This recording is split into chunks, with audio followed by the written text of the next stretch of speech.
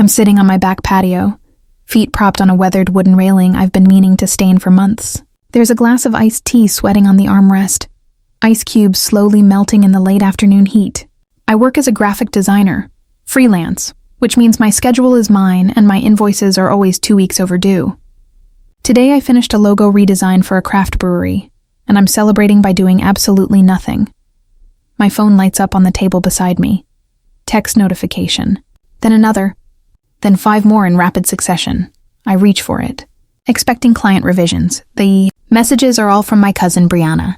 Brianna, I can't believe you're not coming, Brianna. After everything I've done for you, Brianna, you're going to regret this, Brianna. Don't come crying to me when you realize what you missed, Brianna. You're officially uninvited. Scroll up through our conversation history. 2 months ago, she sent me a digital wedding invitation. One of those animated evites with rose gold script and auto-playing music. The wedding is tomorrow, Saturday, June 15th. Ceremony at 4, reception to follow. I never RSVP'd. I open Instagram. Her account is public, meticulously curated. The most recent post is from this morning. A photo of her in a white silk robe, champagne flute in hand, surrounded by her bridesmaids. They're all wearing matching robes with embroidered names on the back. The caption, "Last day as a miss. Tomorrow I marry my soulmate and best friend. Can't wait to celebrate with the people who actually matter. Our bride vibes, hark tomorrow, is big day. Family is everything." 347 likes. 62 comments. I keep scrolling. There are posts about dress fittings, cake tastings, venue tours. Every single one has a passive-aggressive edge. Last week, finalizing the seating chart. It's amazing how you find out who your real family is when you're planning a wedding. My phone rings. My Aunt Linda, Brianna's mother. Aunt Linda. Please tell me you're coming tomorrow. Me. I already told Brianna I couldn't make it. Aunt Linda. She's devastated. She's been crying all morning. Me. I sent my regrets 6 weeks ago. Aunt Linda. You can't miss your cousin's wedding over some petty grudge. Me. It's not a grudge. I have a work deadline. Aunt Linda. On a Saturday? Me. Yes. A client presentation on Monday. I need the weekend. Aunt Linda. This is once in a lifetime, Maya. She'll never forgive you. I close my eyes and count to 5. Me. I'm sorry. I can't be there, Aunt Linda. You're being selfish. Just like always. She hangs up. Here's what Aunt Linda means by just like always. 3 years ago, Brianna asked me to design her business logo for free. She was launching a lifestyle blog, something about wellness and manifestation and charging crystals under full moons. I spent 40 hours on concepts, revisions, color palettes. When I finally invoiced her my standard friends and family rate, $800, a fraction of what I'd charge anyone else, she called me greedy. Brianna. I thought you cared about supporting my dreams. Me. I do. But this is my job. Brianna. Family doesn't charge family. She never paid. She also never used the logo.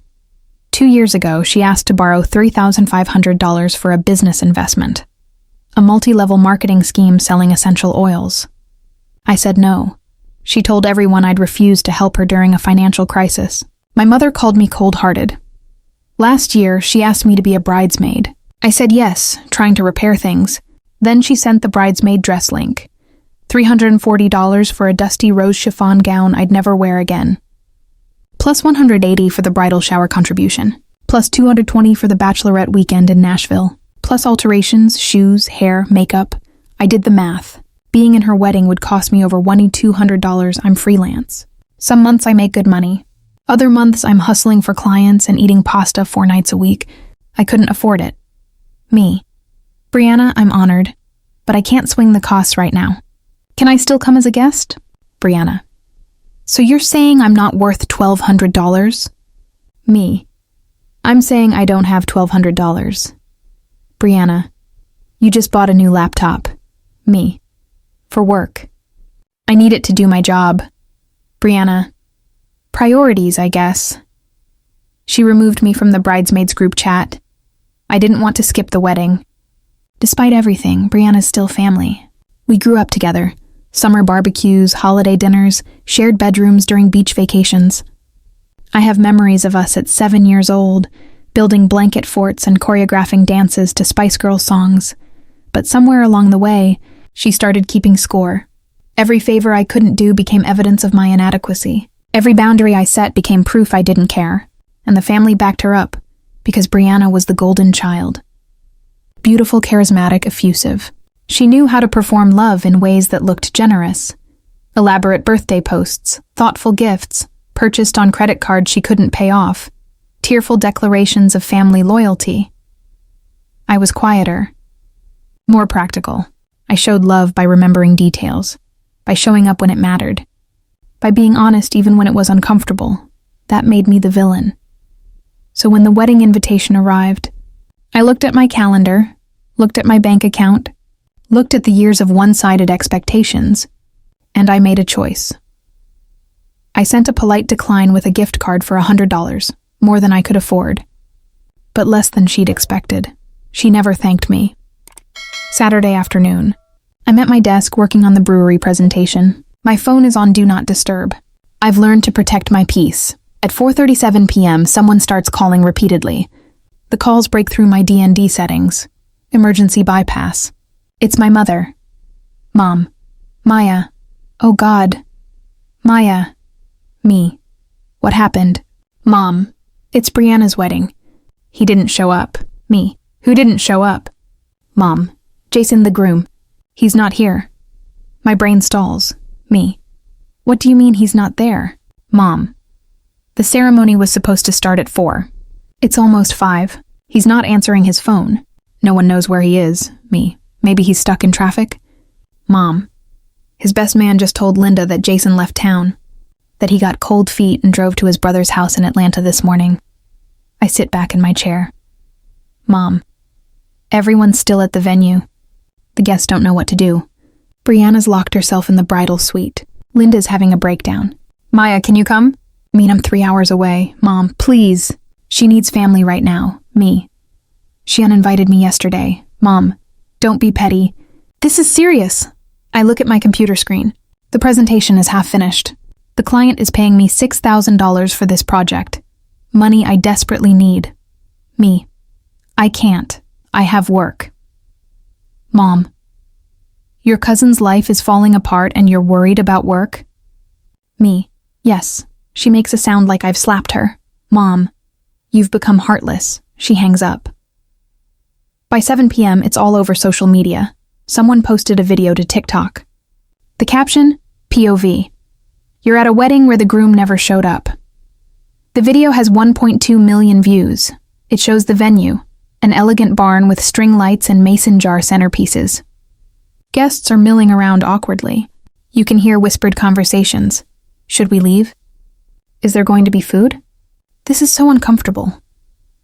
The camera pans to the entrance of the bridal suite. Aunt Linda is standing outside, mascara streaked down her face, talking to the wedding planner. Aunt Linda, on video.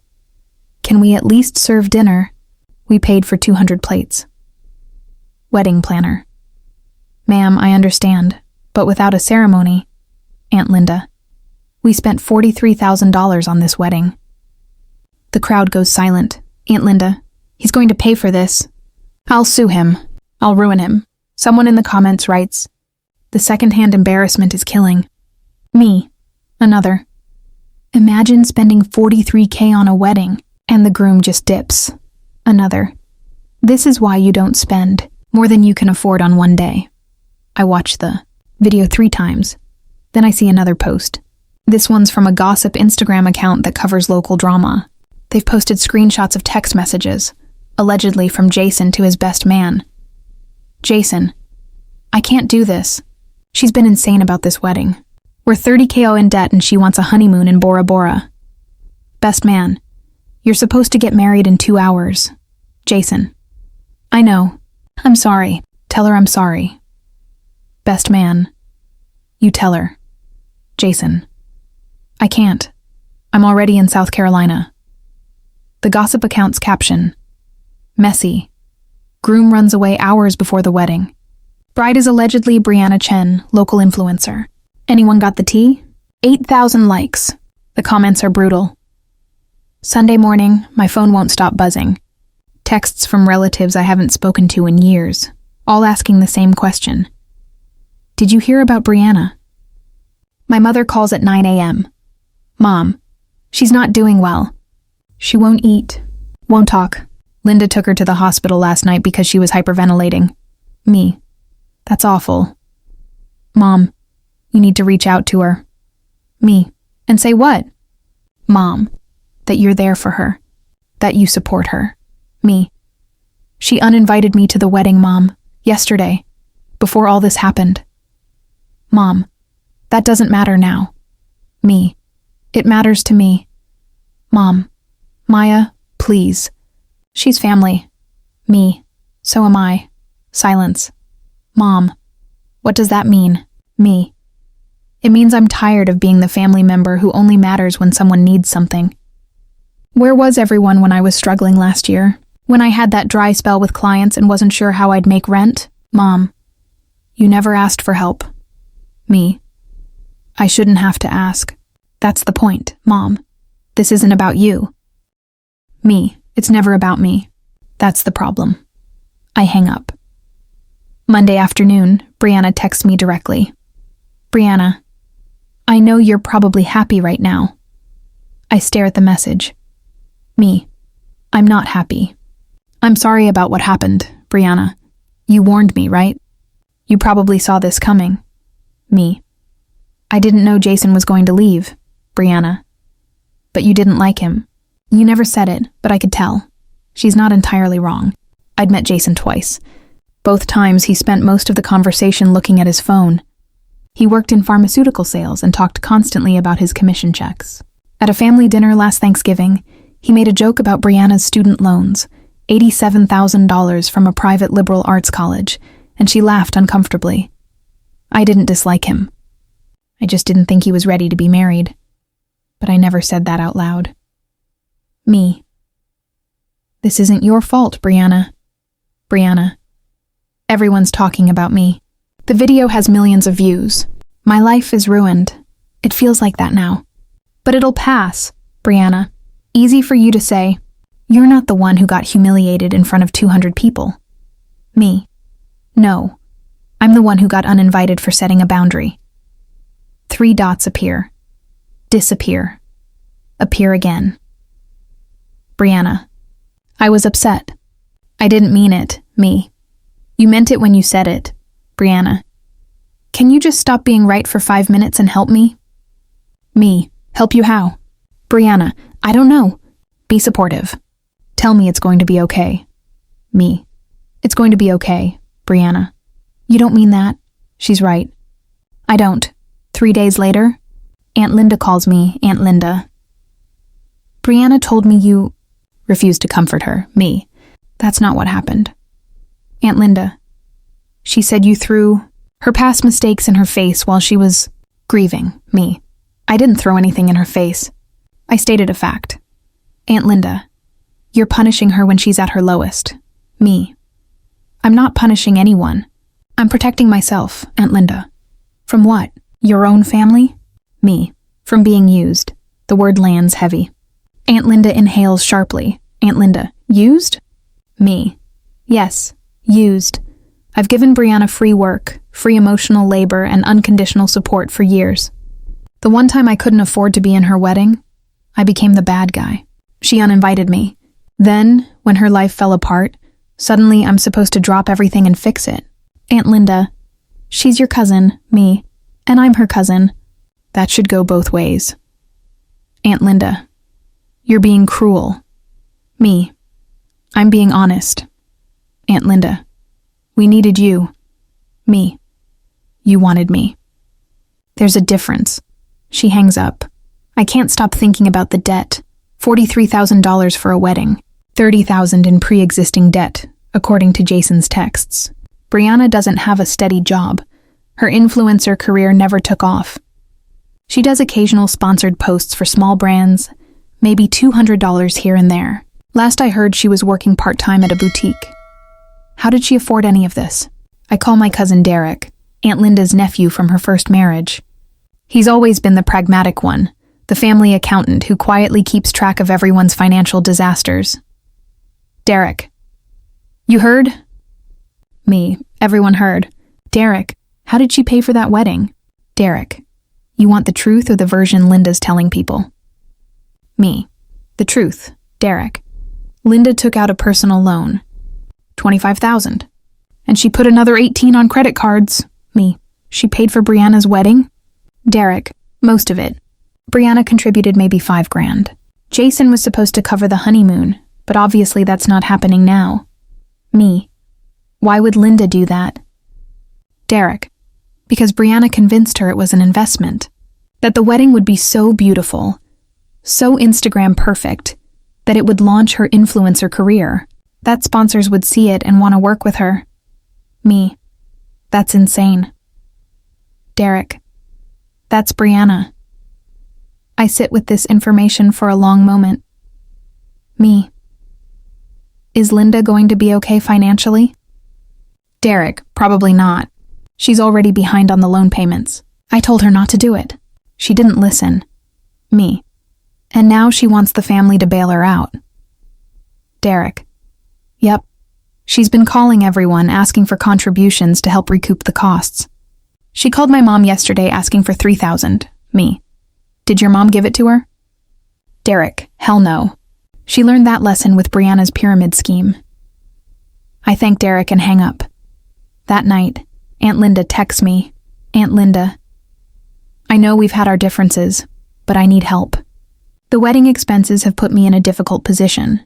If you could contribute anything, even $1,000, it would mean the world. I read the message 4 times, then I block her number. My mother finds out and calls me immediately. Mom. You blocked Linda? Me. Yes, Mom. She's struggling. She's family. Me. She paid for a wedding she couldn't afford and now wants everyone else to fix it. That's not my problem, Mom. How can you be so cold? Me. How can you expect me to fund someone else's poor decisions? Mom. She's your aunt, me, and I'm her niece. Not her bank, Mom. When did you become so selfish? Me.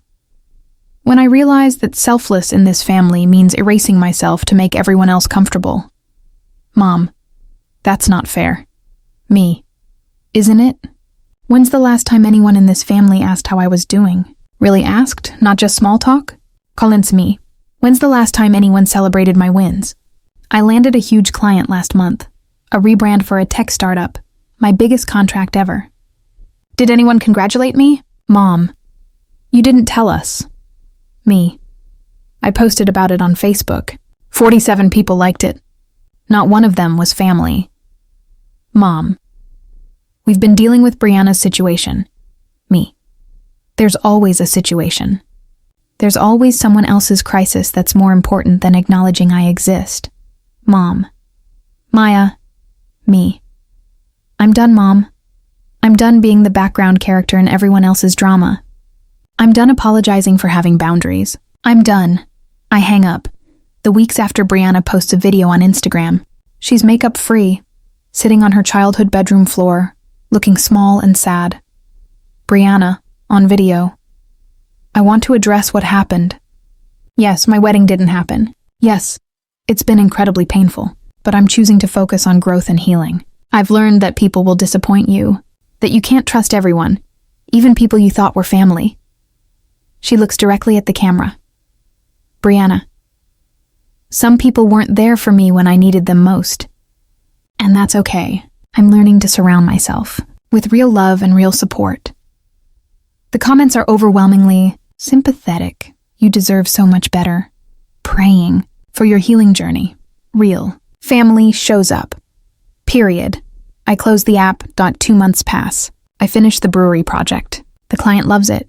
Refers me to 2 more companies. My income stabilizes. I start saving for a real vacation. Not a working trip, an actual break. In August, my cousin Derek invites me to his daughter's birthday party. I go. It's small, low-key, exactly what a 4-year-old's party should be. No drama, no passive aggression, just cake and laughter and kids playing in a sprinkler. Derek pulls me aside. Derek. Linda's filing for bankruptcy. Me. I'm sorry to hear that. Derek.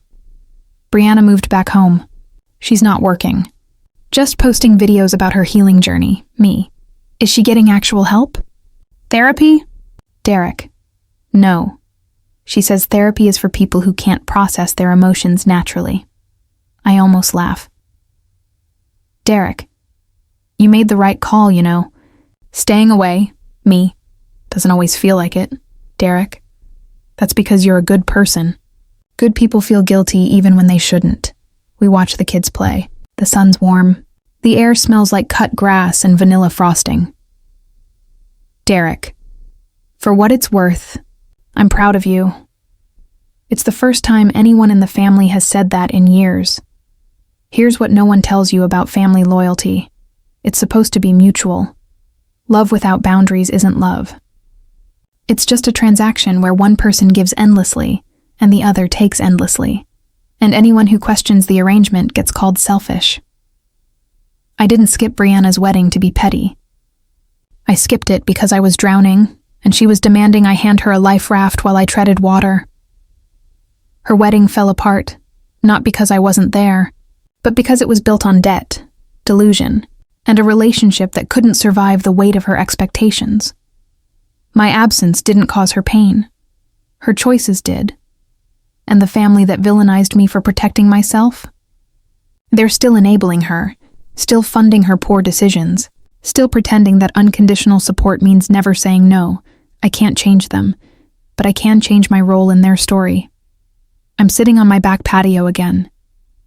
The railing is finally stained, a rich walnut that deepens in the sunlight. My iced tea glass sweats condensation onto a coaster I designed myself. My calendar is full of client meetings. My bank account is healthy. My phone buzzes. It's a text from a number I don't recognize. Unknown. Hey Maya. This is Jason. I know this is weird. I wanted to apologize for the mess I caused. I should have been honest with Brianna months ago instead of running. I heard you got blamed for a lot of stuff. That wasn't fair. Anyway, I'm sorry. I read it twice. Me. Thanks for reaching out. I hope you're doing okay, Jason. Getting there. You? Me. Yeah, I am. And I mean it. Some days I think about Brianna. I wonder if she'll ever realize that the people she pushed away weren't the problem. That the family members who set boundaries weren't abandoning her. They were just refusing to drown alongside her. Probably not. But that's not my responsibility anymore. I built a life I'm proud of. One honest conversation at a time, and no one gets to guilt me for it. The people who matter, the ones who show up without scorekeeping, who celebrate your success instead of resenting it, those people are still here. The rest can keep their chaos. Have you ever been blamed for not attending an event that turned into a disaster? Have you been called selfish for refusing to fund someone else's choices? Tell me your story in the comments. I want to hear it. If this one hit home, smash that like button and subscribe. Next week, I'm sharing what happened when my roommate forged my signature on a lease renewal after I told her I was moving out. Trust me, it gets wild. Thanks for being here.